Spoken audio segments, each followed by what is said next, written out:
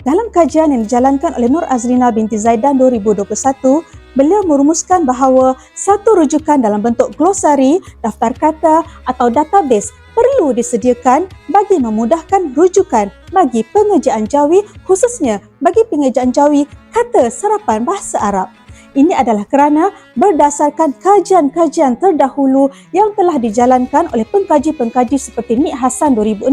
Nik Rosila 2007 dan Ishaq 2008 mendapati bahawa pengejaan perkataan jawi yang berasal dari bahasa Arab sering menimbulkan kekeliruan dalam kalangan pelajar sehingga mereka gagal menulisnya dengan betul. Menurut mereka, kelemahan pelajar-pelajar ini mempunyai kaitan dengan ciri-ciri perkataan itu sendiri sebagaimana kajian yang dijalankan oleh Kamarul Zaman 1998 dalam kajian analisis kontrastif mendapati bahawa antara sebab kelemahan para pelajar ini adalah kerana kesukaran mengenali dan mengecam perkataan Arab pada sistem morfologi bahasa Arab kerana sistem morfologi Arab mempunyai perbezaan yang ketara daripada sistem morfologi bahasa Melayu, khususnya ciri derivatif yang ada pada bahasa Arab.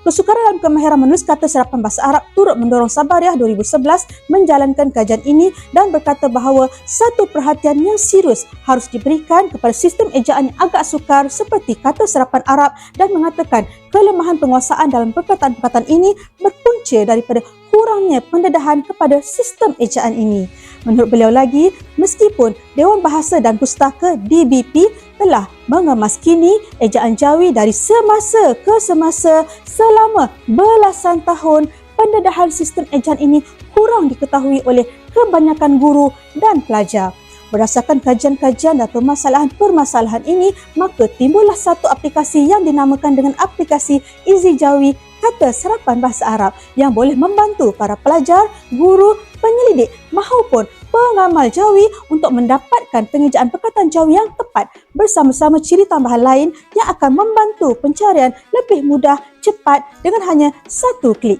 Antara ciri istimewa aplikasi ini ialah selain daripada carian yang memaparkan ejaan jawi, carian ini juga akan memaparkan 3 ciri lagi iaitu ejaan asal bahasa Arab, transkripsi fonetik dan transliterasi kata Arab yang mana ciri-ciri ini amat membantu para pelajar, khususnya pelajar bidang linguistik untuk mendapatkan maklumat linguistik sesuatu perkataan yang dicari. Selain itu, ia turut membantu para guru di sekolah, khususnya di sekolah rendah, menyebut perkataan dengan bunyi dan sebutan yang betul, terutamanya semasa memberikan latihan imla kepada para pelajar. Kesimpulannya, aplikasi ini membantu memperkukuh dan memperkasakan ejaan jawi kepada masyarakat umum. Sekian.